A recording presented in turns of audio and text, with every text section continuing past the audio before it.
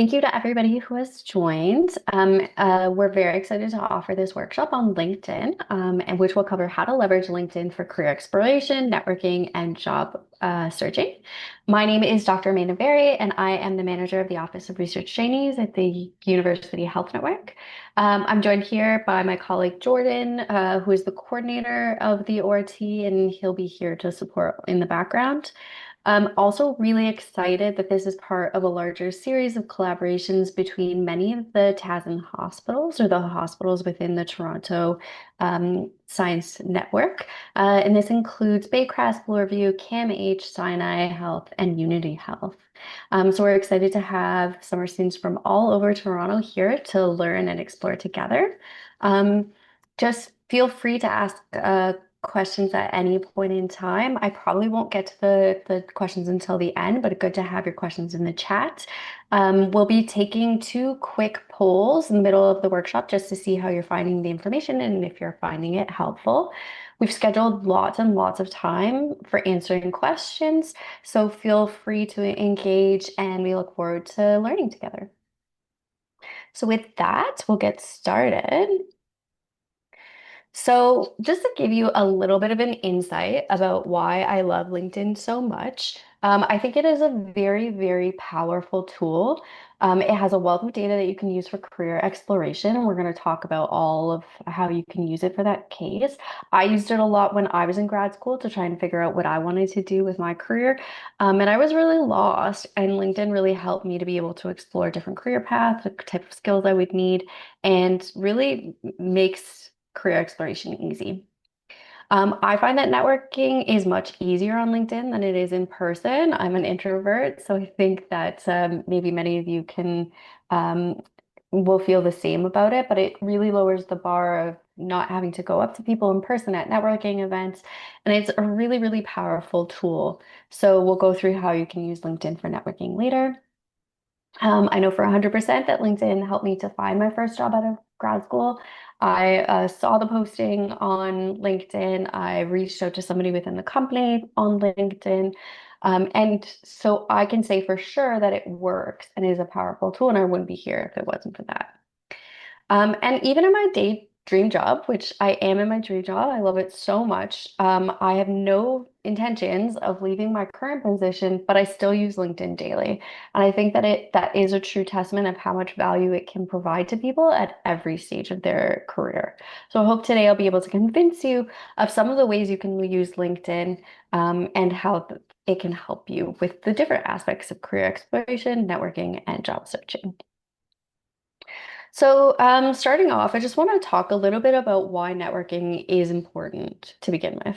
So, building your network is really important at every stage of your career. Whether you're actively looking for jobs right now or you're still trying to explore your options, it's really important because it can help provide you with a lot of opportunities that you wouldn't have had before. This includes finding new people to collaborate on for projects and events. You can learn about different research and training opportunities. I know that we post on our LinkedIn account or the Office of Research Trainees account all the time about events that are available to everybody. But also, when I meet people, I tell them about the opportunities that we have. So it's a great way to learn about different opportunities you wouldn't know of. Your network can introduce you to different career opportunities, different job opportunities. They can introduce you to other people to continue to expand your network. So that network can really help you to expand your network even further and find new opportunities. And this is especially important since many jobs are filled through networking. So really building a good network and maintaining that network could change your career outcomes. So just a couple of stats on this. 77% of recruiters use LinkedIn to find talent. And that's, a great way to make sure that recruiters are finding you is by being on LinkedIn. 70% of employers use social media to evaluate candidates. And this is important because you want to think about if an employer is using information on the internet to evaluate their candidates, you want them to find your LinkedIn, and the curated information that you're giving them instead of other social media profiles that you might have or other information about you on the internet. So it gives you a way to curate that message of what you want the employers to see. There are other benefits of online networking, and this data is from Forbes. It saves time, money, gives you more flexibility in location and timing. It increases productivity, and it gives you the ability to archive sessions. And I'm going to talk about quite a few of these later. So there's a lot of reason, if you haven't already, to try to build a LinkedIn profile and to try to use this as a tool. Never too late to start, so don't be intimidated. I'm going to go through the very basics of how to set up a profile for those of you who may not have one yet. For those who already have a profile, hope I'll share some tips that can help you to strengthen your profile, and then we'll go into more of the advanced use cases for how to use LinkedIn. So starting with the basics, obviously when you first make your profile, you have to start with your name. I add my PhD in my name because I like that making that prominent. Um, you also have the option to add your pronunciation and your pronouns to your profile.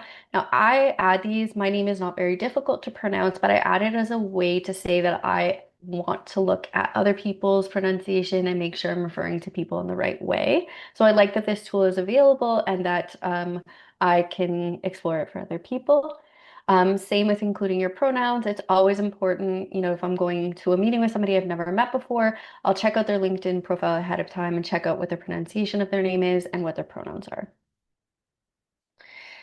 So next you want to pick a profile picture. Here you want to make sure that you pick a recent photo that's just you. Don't use selfies or crop yourself out of group photos because it may not seem like it to you, but you can usually tell.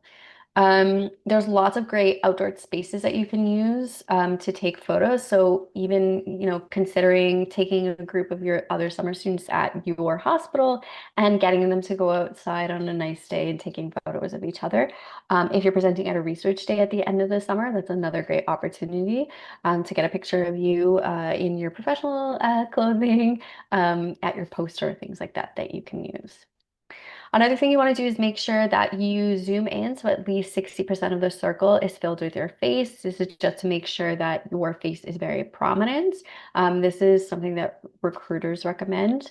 And lastly, many recruiters recommend that you use a photo that has a simple or white background. I don't think that's an absolute necessity. I think again, it's just about wanting to make sure that your face is prominent and that it's easy to distinguish. But I'm going to show you in a second about how you can use tools like PowerPoint or Canva to take your favorite photo you already have and remove the background to just make it a little bit more simplistic or a little bit more clear. So this is an example of a photo that I took with a professional photographer, but it had a quite complex background. I don't think there's anything wrong with that, but I wanted to take this tip of making it a more simple background. So you can do this either on PowerPoint or with Canva, and you can just remove the background. Nowadays, it's really easy to just press one button and you can remove that. I'm sure there's a lot of other tools, AI tools that would be able to do that as well. I was also able to have fix some of the flyaway hairs, so that's expert level if you care about that. But then I actually don't think my skin tone looks good against white, and so I added a neutral background so that my face is still prominent, it's still popping against the background, but it's a little bit more friendly in color to me. So that's an option if you don't have an image of yourself in front of a simple background. Next up, to have a complete profile, it is helpful to have a background image in the back. So this is just what it looks like right behind your photo. This really helps your profile look more polished and more complete. Now in my profile, I have a picture of the agar art that you can see at the top left. This was something I did a lot in my PhD. I would draw different pictures with my microbes, changing the color of both of microbes as well as media. And so I think this says something about me and my interest in science communication. So I used an image like that. If you have images from your research, like fluorescent images, like you can see on the bottom left, I think that's a great background image as well. Um, Obviously, get permission to make sure it's okay to use those images.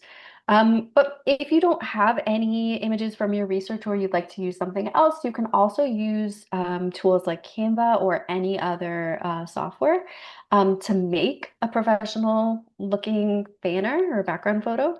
I really like Canva because even with the free version of Canva, they have templates that you can use that are really professional looking and that you can customize. So maybe you want to include your photo and some high points about you, your name, your title. You can put basically anything, but Canva makes it easy with their assortment of images that and templates that you can use.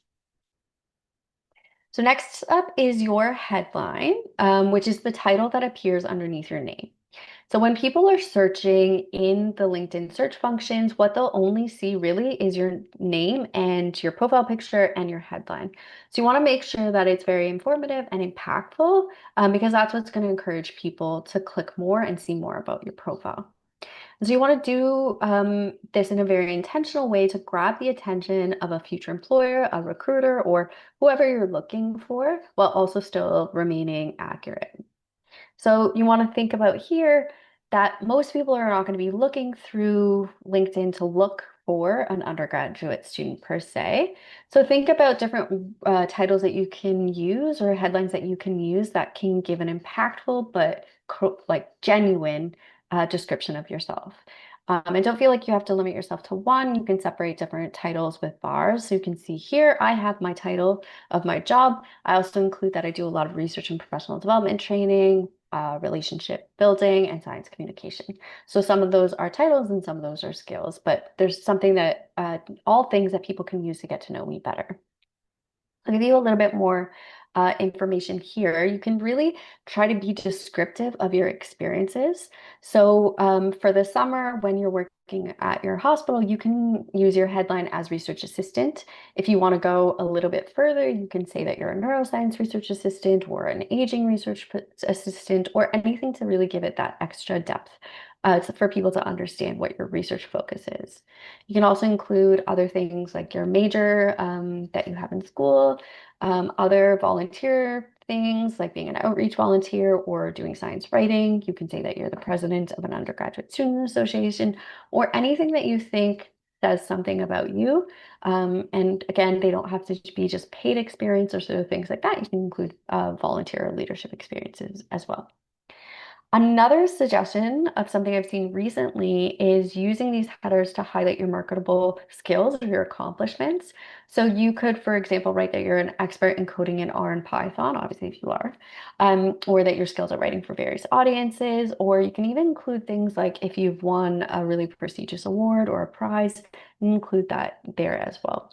The sky is the limit here, but you want to think about things that will be authentic ways to describe yourself. So again, don't overstate your position or what you've done, but things that are compelling and tell people a little bit more about yourself.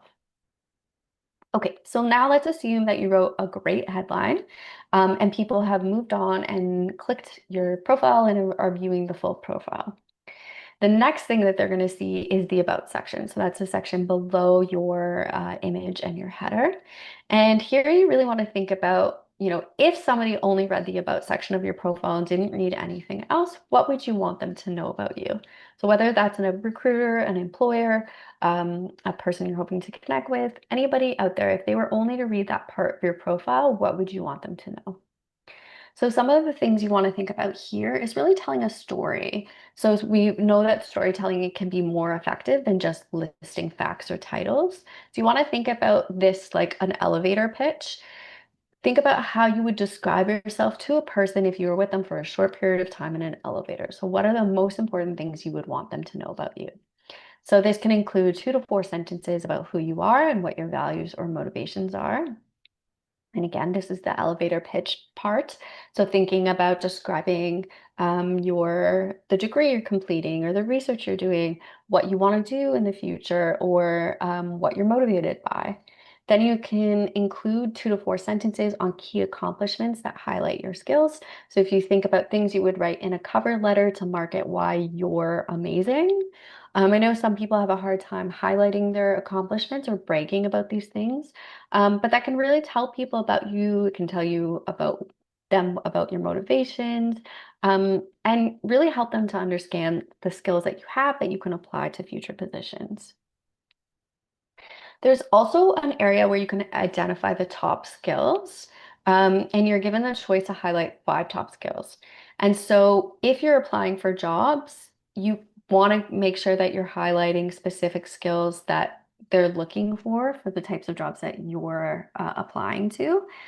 If you're not currently applying for jobs, you can kind of skip this section for now, or you can highlight things that are important to you, and things you want people to know about you. And we'll talk more about these skills and how they're used in the algorithms later. You can also consider adding a sentence in this section about what you're looking for. So if you're looking to build your network or explore careers or find a job as a medical science liaison, you can include that as well so that people reading your profile can know what kind of opportunities that you're open to. Okay, so you've written a really great about section. Obviously, one of the things to mention again is don't put too much pressure on yourself. These things can be hard to do, so take your time, write something at first, and then edit it again, and keep coming back to it to adjust it over time. But once you finish that section, you can go on to the experience section. And so this is very much like the kinds of things that you would put on your resume. So you can add in all of your current and past experiences, focusing on the most recent ones and the most relevant. So if you have had five jobs in the past, but some of them, your first job was like my first job was as a delivery newspaper delivery person, and then as I worked at Country Style. I don't have those on my LinkedIn anymore because they're not relevant to the career path that I want to pursue or that I'm in. And over time, I've taken more of those. So when I started out, maybe those would have been on there because they were the only work experience. But over time, I've taken those out as I have more relevant experience. So make sure this is an adaptable thing that you're changing over time. And as much as you can make the information that you put on there relevant to what you're looking for, the jobs you're looking for, the career that you're looking for, it'll make a more effective profile. You can also include unpaid and volunteer positions, leadership experiences, or anything like that. And I really like to think about LinkedIn as a place where you can add additional information. You're not restricted to any kind of length. So it gives you a little bit more freedom to include other kinds of experiences that maybe you don't have space to add to your resume. Just as you would add to your resume, or I recommend that you add to your resume, you want to not just list the experience, the organization, and the dates. You also want to add descriptions. And adding these descriptions is really important to tell the employer, the recruiter, or the person about what your role was in those different roles. And try to give them a better understanding of the measurable outcomes, if there were any, as well as the skills that you developed, because they don't necessarily care that you did 10 PCRs and 10 Western blots. They want to know the skills that you learned, including how to problem solve and how to optimize a protocol if it's not working. So skills that you've built that would be transferable to other things. So some example here of how you can use quantitative data to show your impact is you can say that you collected and analyzed data that contributed to a research publication in external. So that one's not quantitative, but the other ones would be if you had multiple publications, you would include that. So you could say you contributed to X number of publications. You can say you communicated your research through presentations at X number of meetings and research days. So at the end of your summer this year, you'll might have an opportunity to present your research at a research day, and that's a great thing to highlight because it shows your communication skills. If you want an award from that, that would be a great thing to put in a bullet as well. Another example of how you can use quantitation or quantitative methods is if you, let's say, planned an event for summer students, you can include how many summer students were involved in that. If you gave a lecture, you'd say how many people attended that lecture. So any kind of ways that you can show the impact of what you did with a number is great. Anytime you can show the outcomes or the skills you developed, those are the things you want to think about in your experience section. Now, another thing you can do is add links to your work. And this gives you a way to just give a little bit more information to somebody who's looking at your profile. So you can include links to personal websites, work websites, blogs, articles, anything that you've been involved in. So an example here, I did science communication and outreach for a long time when I was in grad school. I loved being part of different events and different projects. So I have that, even though it wasn't a paid role, I have that as a title on my LinkedIn. And then I have different examples of the projects that I was involved in, and then have links. So if somebody wanted to watch the talk I gave on how microbes cause zombies, they could do that. If you wanted to see some of the products of the crocheting workshops I used to give on how to crochet microbes, people could do that. So basically, you can just link to any kind of media or any kind of information about you that you want people to see. Okay, next up is just a little bit of branding. So when you make a LinkedIn profile, it'll give you a URL that is your name and likely a string of letters and numbers. And that's totally fine. But it is really easy to go, I believe it's on the right-hand side of the screen. It'll give you an option to customize the URL. And so you can change it into whatever you want. I was very lucky. I was the first Amanda Berry to, I guess, try to make a customized URL, so I was able to get my full name. But even if you aren't able to get your name, you can customize it to something that looks more professional than the string of numbers that they give you, even if you have to add in a middle name or an additional number or word of some sort. At least you have control over it. And what's great about this is that it makes it a little bit easier if you then want to add your customized LinkedIn profile to your email signature. So you can see that I have that here. I have the link right there, or adding it to your resume or cover letter in the header. This is a header, an old header from one of my resumes. But what I would do is include that there if I felt that my profile was complete and I was open or interested in the hiring committee to look at my LinkedIn and review more. So that's an option you have and something that's easy to do if you have a customized URL that's it looks better to do it that way. Okay, so now let's say you've created a profile that you're very comfortable with. Now you can start to build your network. So you could really start building your network gradually and organically, starting with your family and friends. I know many people are scared of networking. It can feel very intimidating, especially if you're a person like me who doesn't have a family that's involved in science or that can connect me with people.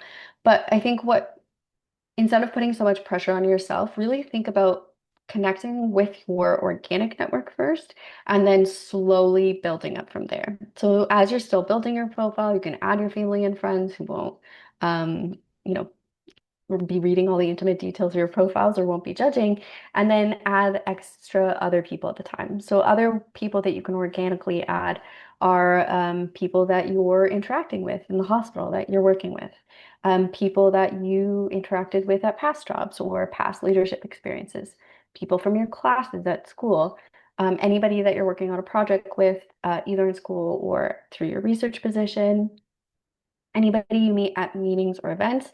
I still to this day, every time I'm in a meeting with new people, after I finish that meeting, I will go see if I can find them on LinkedIn and add them on LinkedIn as though it's a way to keep in touch.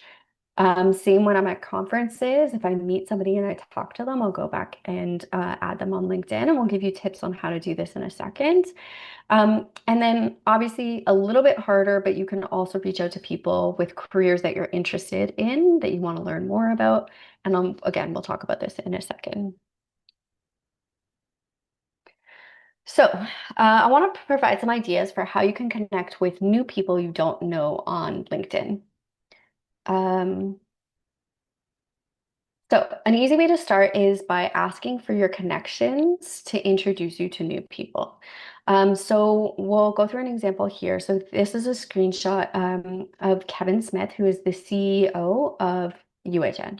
And so, I'm not currently connected with Kevin Smith, and so it shows as a second connection. And so, what a second connection is somebody that I'm not connected with directly, but somebody that we have a connection in common.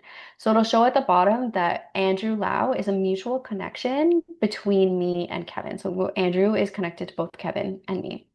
So what I could do is I could reach out to Andrew and ask him, hey, Andrew, would you be willing to introduce me to Kevin Smith? And that's an easier way if you're nervous of reaching out to people cold. This is a great opportunity. It's something that I do for people all the time if I know the person well. So that's a great option.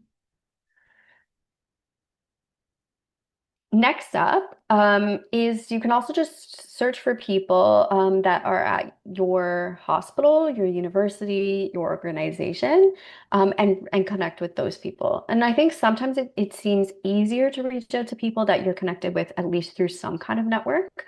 So either by working at the same place or having worked at the same place or having been alumni.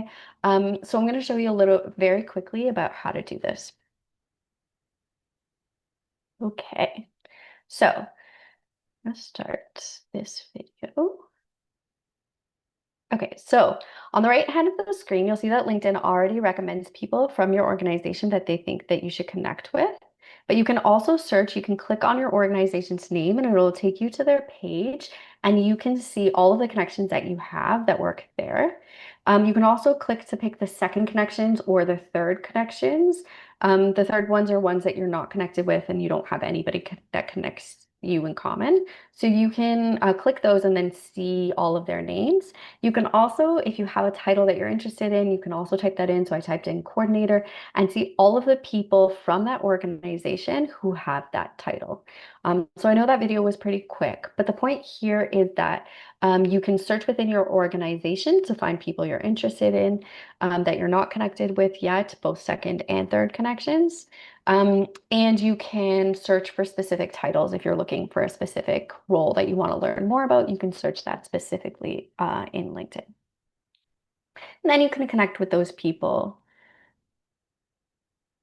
So you can also search for people with careers or job titles that you're interested in. So I've showed you how to do that at your organization, but you can also do that for people at any organization. You can find people from different companies that you're interested in or you want to connect with. And I'm going to show you a little bit, again, a quick demo of how you can do that. Okay, so this example here is if you're interested per se in clinical research. So the first thing that you're going to do is you're going to click in the search bar and type in that title. And so I click clinical research coordinator, and off the bat, it shows you some recent posts about clinical research. You can also search in people to see any people with that profile or that job title and view their profile. This allows you to be able to see any experiences they have, their activities, and learn more about that person to learn more about their career path. You can also go and look for jobs with that career title. So if you're interested in hiring or if you're interested in looking at what people hiring for that position are looking for, you can search for groups to find different groups that you can join to network with different people with that title. You can also search for events. And so these events might be something you want to attend to meet other clinical research coordinators or meet clinical research coordinators. So this can be a tool to be able to identify a title of a job you're interested in, find people who you can learn from their profiles, learn from their experiences, and the path that they took to that job. And you can also find people to network with. So you can join different groups or events to be able to find people to connect with and then talk to them and learn more about their career path.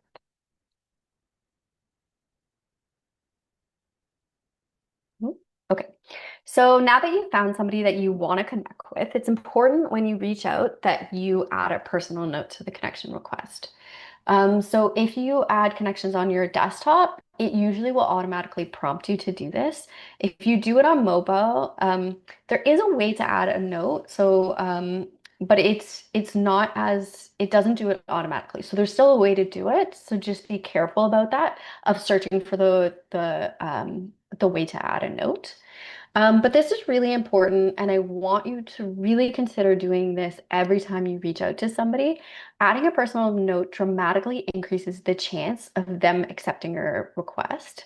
I receive, I don't know, let's say 50 requests a month to connect. And I only accept the people who put the effort in to write a note because I know why they're connecting with me. And so I think it's really important and can make a big impact. It also helps you build a relationship with them because you can add information in that note about who you are and why you're connecting. I really love that it gives a great archive of the information about you so that you can know later on, you can go back to your messages and see why you connected with that person, especially if you mention which event you met them at or things like that. Um, and so I think this is really, really important, something you should really take into consideration. Um, Now, obviously, if you're connecting with somebody like your mom or your best friend, you don't have to do that, but consider doing it for every person that you connect with that is outside of your immediate circle. Um, And like I said, it dramatically increases the chance of them adding you. I think the one challenge is there was a recent change to LinkedIn where now the free LinkedIn accounts are only allowed to send 5 personalized invitations per month. This is definitely a limitation. I think that the premium versions of LinkedIn are very expensive, and I don't recommend people have them. But if you are in a time period where you are actively networking because you're looking for a job or you're making a transition, maybe try that free trial of premium to be able to send more invitations per month. Otherwise, just be a little bit mindful as you go to networking events and things like that, to make sure that you're adding personalized notes to the people that you want to connect with the most, because it really does make a dramatic difference of whether they'll accept your request or not. There's also lots of cases where people have an option to follow their profile without connecting with them. And this is another great alternative if you want to view somebody's content, but you're not actually reaching out to them because you want to meet with them or talk with them, then you can follow their account instead, and you can follow as many people as you want, and they'll all of their content will be on your feed, so you can still view it. Okay, so just quick couple of tips of how to write these notes. Make sure that you're being brief and professional. They have a pretty strict word count, so you kind of have to anyways. But just be direct. Try to write about why you're reaching out to them. If you've been connected or referred by somebody else, you can mention that. If you met them at an event or a meeting, again, I love mentioning that because I like going back in my messages and seeing, oh yeah, I met that person at that conference. So that information is really helpful. And then right off the bat, you can ask them for career advice. You can tell them that you're connecting because you'd like career advice. You can ask for an informational interview or a chat about their career, and we'll go into what those are. So our informational tool interviews are great tools that you can use to learn more about a career or a workplace. If you're, excuse me, in the stage of your life where you're still trying to figure out which career path you want to take or what options you want to have, informational interviews are amazing. If you're the person who knows exactly where you want to go and you're charting how you'll get there, informational interviews are an amazing tool for that. If you're actively on the job market, informational tools are an amazing tool for that. So really think about these as a powerful way to build good connections with new people that you interact with on LinkedIn. So let's say you've sent a connection request to Evan, who I showed on the screen before, who's a clinical research coordinator, and you've let them know that you want to hear about their career, and they've accepted. So the next step is to set up an informational interview. These are one-time chats that can take, as long as you want, but usually typically between 15 and 30 minutes. And they're an opportunity for you to ask them questions about their careers. I highly recommend having them virtually because it allows you to reach out to people from across the world and have an informational interview with anyone, so you're not restricted to in geography. It also makes it easier for people to accept. I get people asking me if they can take me out for coffee, which is a very nice gesture. But for busy professionals who only have short periods of time, they have better chance of saying yes if you ask them for a short period of time that they can just pop in virtually. Um, and I just want to reinforce again how powerful this is. I know I've said it already, but just want to give a personal story. When I was an undergrad, at some point, I got it in my head that I wanted to be a cardiac perfusionist. And I don't know if any of you are familiar, but there's a program at Michener. Michener's educational center that's part of UHN. They have a lot of fantastic programs that can train you straight out of high school or undergrad for careers in healthcare. And one of the careers that you can get trained at Michener was a cardiac perfusionist. So I loved the idea of being trained directly for a career, having an exciting career in healthcare straight off the bat. So I was very fortunate that my co-op office at McMaster connected me with a cardiac perfusionist. And so I chatted with her for about 20 minutes to hear more about what a cardiac perfusionist was and what her day-to-day was like. And from that call, I 100% knew in 20 minutes that that job was something I absolutely could not do and did not want to do. The person who's present in surgeries, whose job it is to keep operating machines to make sure that your heart and lungs are functioning properly during the surgery. So super high stress, super intense environment that just wasn't something that fit aligned with my skills or my interests, or the kind of environment that I worked in. So really doing these chats can be really short, but they can really help you to understand whether a job aligns with what you're looking for in your life.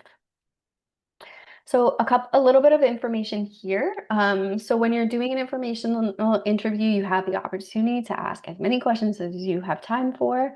You can learn about their path to their position. This can really help you to understand the skills you might need if you wanted to go down that similar path and just learn about their journey.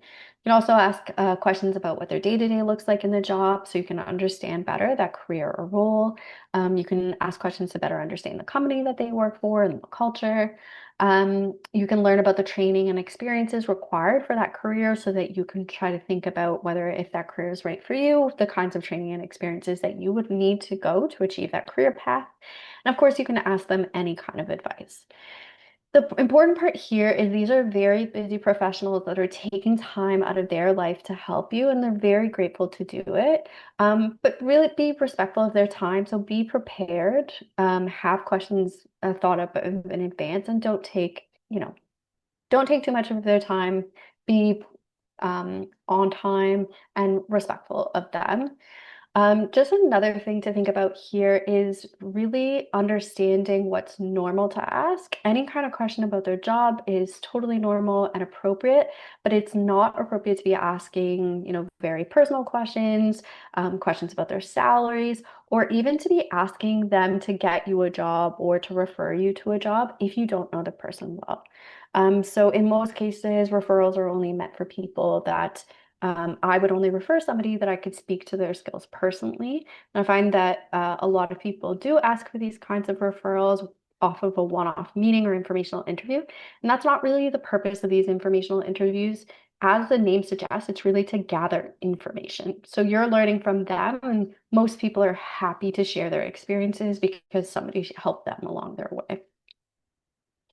Okay, so we're going to take a pause there for a second and see how people are finding the workshop so far. So there's a quick poll. It should have just popped up on your Zoom. If you could please take a second and let us know how helpful you're finding the information.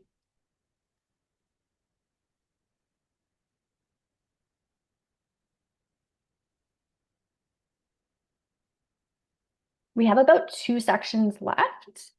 So we're doing really great on time to have lots of time to answer questions, which is great. So we'll talk about maintaining your connections next, as well as how to use LinkedIn for looking for jobs.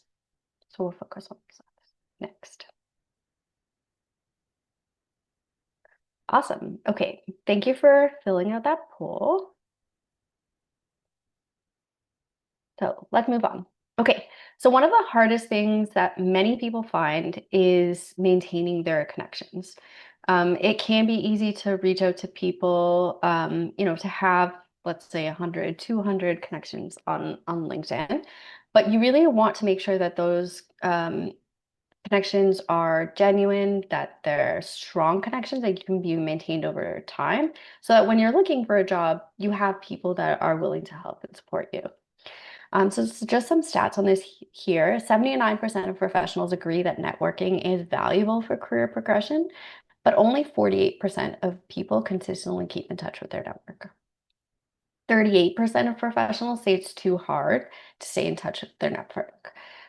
So these, if you're feeling that this is challenging, you're definitely not alone. And I think these stats show that. But I think we also want to consider here that very few people do keep up with their network well. And so if you master this skill of maintaining your connections, you will really stand out compared to everybody else. And I will say, on a personal level, if I go to a networking event as a mentor or a career professional, and I talk to 30 or 40 people at that event, I find that only maybe five to 10 of them will reach out to me on LinkedIn after. Maybe only five or four or five will use that personalized message. So I'll actually connect with them. And then from there, almost never do people continue to follow up over time. So I can say over the years, I have maybe a handful of people who've maintained the relationship. And so this is something that if you do it, you can really make a lasting impression because very few people do it well. So we'll give you some suggestions of how you can maintain your connections. Okay. So LinkedIn is a really powerful way to do that, to maintain the relationship over time. And this is because it allows you to connect with that person over time. One of the things that I learned early on in my graduate degree is that if you are connected with somebody, so I had a case where my supervisor set me up with an informational interview with one of her colleagues or one of her friends. And we met, we emailed each other, we set up a time to meet, we met, we had an amazing discussion and then went on our way. 6 months later, when I wanted to reach out to her again, she had moved companies by that time, and so her email was no longer active. And so I was unable to contact her anymore because she had moved on and her email was no longer active. And so that's where LinkedIn can be really powerful because you are still connected with them regardless of where they go in their career, and it gives you a way to connect with them that's outside of their email, which might change. And so using LinkedIn lets you to keep in touch with people, but also just learn about people over time. So you can learn about their work, their accomplishments, their career transitions that they make. You can continue to reach out to them and congratulate them when they have career updates, when they have promotions or publications or things like that, anything that they post about. If they post articles or things like that, you can engage with their content. And just by congratulating them or posting on one of their posts or liking their posts, you're reminding them of you. You can also reach out to them for an informational interview if you haven't already, or you can reach out for another informational interview if you have more questions. You can ask them for an introduction to a connection. So if you see they have a second connection that you're interested in, or they have a first connection that you're interested in, you can ask them for that. Um, the people who are the best at this will check in periodically and provide updates. So I have students who I've mentored for the last 5 years, and every 6 months they'll kind of check in, provide an update on what's going on in their life, and ask new questions about the new transition that they're preparing for. And then we'll meet regularly and have another informational interview and talk about the new things that are going on in their life and the advice they need at that stage. So it's a really easy thing to do, even if it's not meeting again and having another informational interview, even if you just provide an update. I love when people reach out and are like, hey, I just got this new job. Then I get to celebrate with them. Or I'm exploring my career options. Do you know anybody in this area that I could reach out to? All of those kinds of things are productive to you, and they also maintain that relationship with that person because you're reminding them of you and you're continuing to build that relationship. Now, one of the things that's challenging is that relationships shouldn't be made through one person benefiting only. You want to make it mutually beneficial. And that can be really challenging or can feel challenging when they have a job and you don't. But it is possible to offer value to other people who have jobs by sharing resources or by providing introductions. And so I've had undergraduate students that I've met before who have provided value to me by, listening when we were talking in an informational interview, and they would say, "Oh, hey, have you heard of this person or this person's work? I think it's really related to what you do," and they'll share that information. And I think that shows A, that you're listening, but B, that they're actively trying to build a mutually beneficial relationship. So again, this is something that can be hard to do, but if you do see an opportunity, it can really make you stand out compared to other people. Another thing you can do to maintain your connections on LinkedIn is just be active. So if you're posting about events or opportunities you go to, updates or awards you've won, articles that you've read and enjoyed, or basically anything that you want to, you're showing up on their feed, which lets them see more about you, remind them of you again, just like learn about what's going on in your life. So this means that, at the end of the summer, if you're presenting your research at a research day, you can take a photo of yourself at your poster, post that, and write about the experience and what you learned this summer. You can tag the organizers of your research day or the people or collaborators that you work with on your project. If you're going to a conference or a workshop or event and you learned a lot, you can take a picture of that event, post it on LinkedIn, and include some of the key things that you learned, tag the speakers, because that engages them and builds that relationship with them. And over time, this really shows a little bit more about yourself to people and also just lets you be at the forefront of people seeing your content and remembering you. A little bit of branding as well. So you're curating a story about yourself from what you post. Okay, so last topic for today, we're going to talk a little bit about job searching. And so I just want to share this. Many of you may not be on your job search right now, but I just want to talk about this to kind of keep it in mind for when you do start looking for jobs. Or even many of these tips also apply if you are thinking about finding different volunteer positions, part-time jobs, other summer jobs for next summer, or anything there. So what you can do is LinkedIn has a really powerful search tool to be able to find all different kinds of jobs that you can apply to. There's many ways you could do this. You can search for open positions by searching at a company and seeing, looking at their company page and seeing if they have any job postings. If you want to specifically to work at one company, you can search for job titles, anything that you're interested, those specific titles, and then filter by location, the type of work, date posted, experience required, and more. So let's say you're a student still, but you're looking for a part-time job or an internship that would only be part-time. They have search filters that you can use for that to only look at opportunities that would be available to you part-time.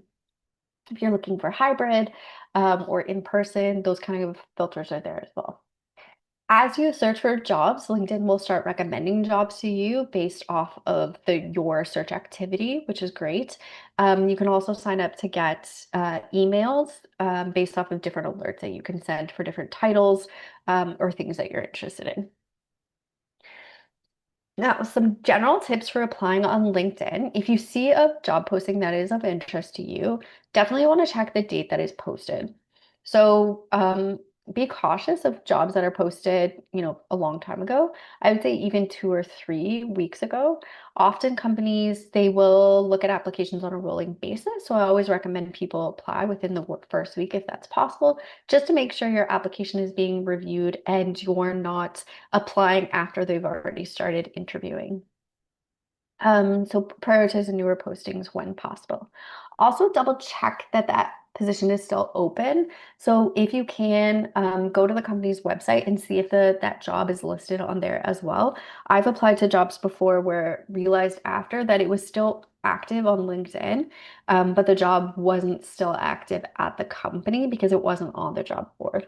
And so again, that part of that is if you see a job posting, click apply before you start working on your materials because it might look active, but it's not unless it goes to the application portal. Sometimes jobs are posted publicly, but the company has an internal candidate already set aside or picked out for that role. So if you can, it can be helpful to reach out to first or second connections at the company to be able to learn more and see if they're actually actively looking. There is a button where LinkedIn has that can filter and say that the company is actively recruiting. Um, I don't trust that. I've seen positions at UT that I know were earmarked for somebody else that still said actively recruiting. So I wouldn't really take that. I would take that with a grain of salt. But if you do know somebody in the company, it's worth it to reach out. If you don't know somebody in the company, which many of the times you won't, that's okay too. You can definitely take your chances, but try to prioritize applying early regardless. Another tip, and this is one I've changed my perspective on recently, but LinkedIn has an option to easy apply. And so what this means is you can press one button, sometimes two or three buttons, and it'll apply for to the application for you based off of your LinkedIn profile. So it'll send them your LinkedIn profile. It might even fill in some of the information. Sometimes you have to add additional information, but mostly it doesn't. It's really easy. You press one button and you apply. So with that, you have to expect that that job is going to get lots of applications and it's going to be very competitive.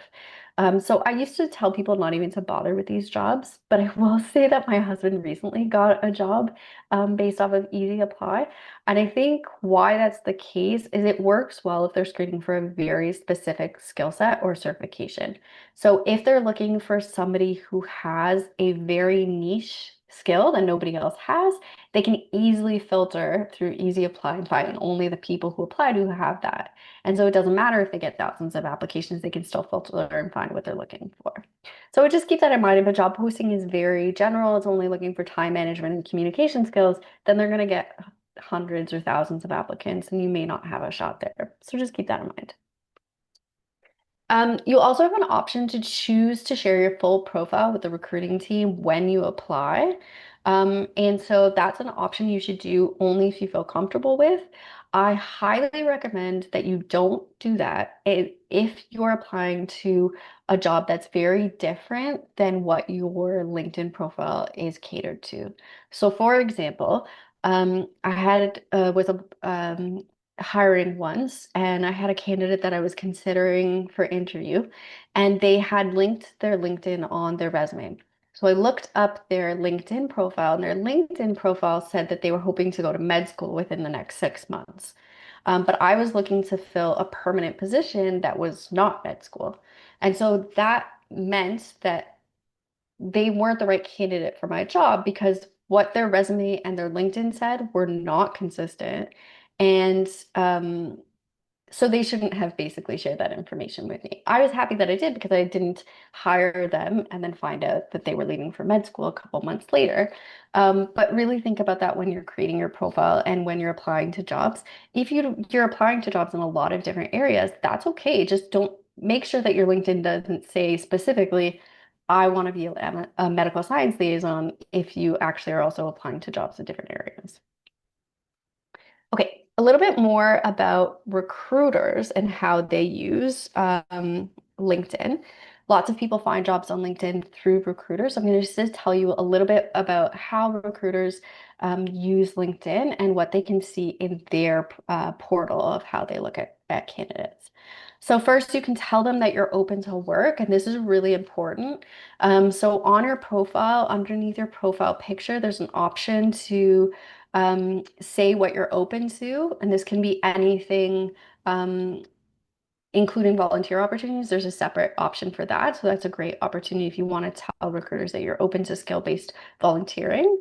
You can indicate 5 different job titles that you are interested in, so be strategic about those titles.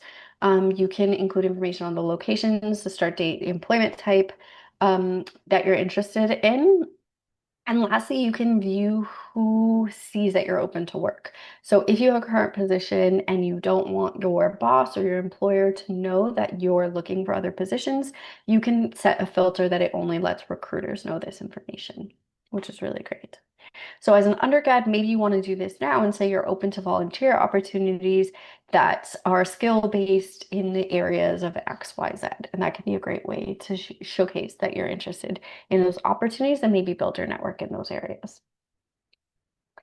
Um, so next up is some tips that I've learned recently based off of LinkedIn Recruiter. And LinkedIn Recruiter is the platform that recruiters use to look for candidates. So I kind of read a bunch of information and blog posts on how recruiters look for candidates, and you can use that information to work backwards and think about what you should be doing to make sure recruiters find you. So here's a couple of tips on how you can optimize your profile to be seen more by recruiters. So recruiters have access to these things called spotlights, and the spotlights will prioritize candidates based off of a bunch of different factors. So the first one is having their open to work on. So like I just showed you, you can click that open button and say what you're open to. And it specifically prioritizes people who have hit the open to work button within the last 90 days. And so this is really important because if you're on the job hunt, what you want to do is make sure you refresh that tag regularly so you're seen as actively looking. So every, 60, 90 days, take off the open to work sign, leave it for a couple hours, and then put it back on so you look like a new active looking candidate. They can also spotlight candidates that are active talent.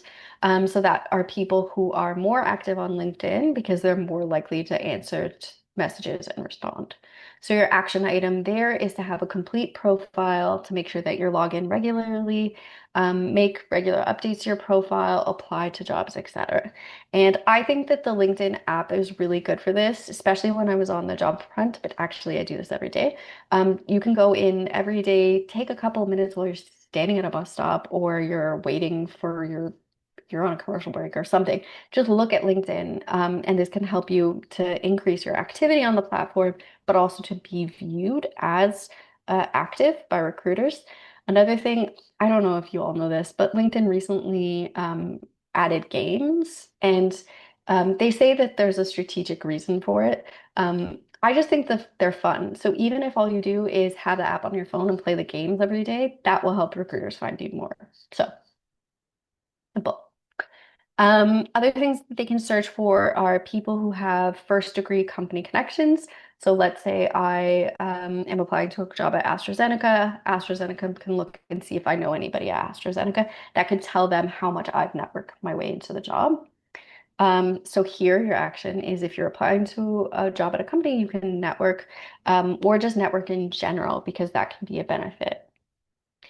They can also spotlight candidates who have applied or candidates who have interacted with the company before. They can also find people who have applied with the company before. Um, so if you've applied to a company and they haven't chosen you, continue to apply to that company because you will be spotlighted even if you didn't receive an offer in the past. It shows that they were interested in you in the past or you were interested in them, so you get extra points for that. Lastly, they'll spotlight people who are interested in the company. So your job here is to interact with the company's LinkedIn page. So I'm going to just give a couple quick tips on how to do that.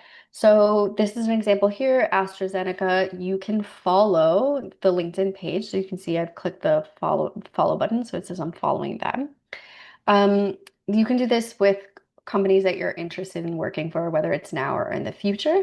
What's really great about this is, in addition to them seeing that you're following them, it will help to make sure that their post will come up in your feeds. You'll see more about their updates, the job postings they have, and their activity. So that can really help you to understand them better as well. It gives you the opportunity to read and engage with their content, so liking, sharing, comments. This again will boost your visibility to the recruiters and your visibility to the company while also helping you to understand the company better if you did get an interview.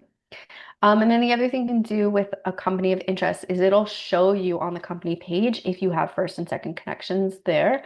So that'll help you to be able to identify those people that you might want to contact for informational interviews.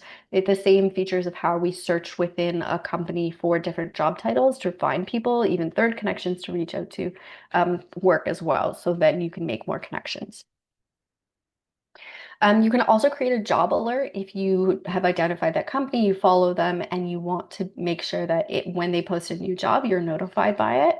And so you can see that here, it's in the job section of their company profile. So you can create a job alert and you can indicate any titles, locations, and workspaces that you're interested in. Um, Another thing is you can signal interest in the company. This is something that's in the About tab of their company profile, and this privately shares your profile with the recruiters. This is something you can do for up to 50 different companies, and you'll get a digest of information about these companies. But it affects your ability to be spotlighted by the recruiters as well because it shows them that you're actively engaged or interested in that company. So it's a great thing. These little small things that you can start doing even now can help you be boosted in the future when you are on the job hunt, um, which is great. Another thing is recruiters use LinkedIn Recruiter to search for candidates who have the desired skill sets or experiences that they're looking for. That can be a key way for them to filter out different applicants. So there's different things that you can do to kind of make sure that you're being seen by those recruiters for those skills as well. So the things they'll search for are skills and keywords. So you want to think about utilizing those keywords in effective manner to make sure that your profile is seen in those searches. So think about including skills, tools, platforms, responsibilities, outcomes, anything that you would normally see in a job posting that you think a recruiter or an employer would look for. You can use those keywords in your profile, but of course, you don't want to just pepper in keywords without doing it effectively. So a way that you can do this is take 3 to 5 job postings or titles or roles that you're interested for and look at their postings. Write a list of common keywords that come up in these job postings. So think about looking at the responsibilities, the requirements, the descriptions, and think about the keywords that are common in a lot of those job postings. Then identify the ones that you've had. So they might be looking for people who have managed stakeholders or have done data visualization, and then include those keywords on your LinkedIn profile. And here, what's really important, same with your resume, is you want to include them in natural ways that are genuine. So including them into, let's say you did a research position where you did data visualization, include that as a bullet. How you did data visualization, you can include descriptions of the different tools you used or what the outcomes were, but provide examples so you're doing it in a way where that's meaningful and that they can actually learn about how you have that skill.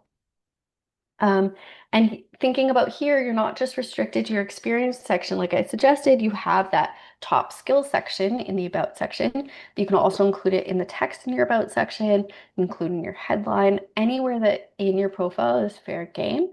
But really thinking about using these tools in genuine way, sorry, using these keywords in genuine, correct ways, not just trying to get filtered in by, but you don't actually have that skill. So be thoughtful about how you use them. So I hope that kind of helps you, even if you're not on the job search right now, try to think about how to optimize your profile in the future to make sure that recruiters are seeing you or to learn how to apply to jobs better. So we'll pause there for a second and see if people have questions.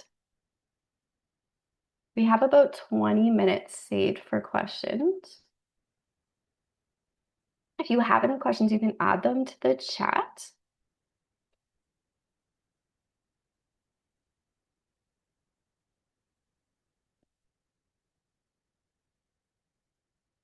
Could be a great time to, Jordan, if you could launch the second poll. We'll just see how people felt about the content, if they found it useful.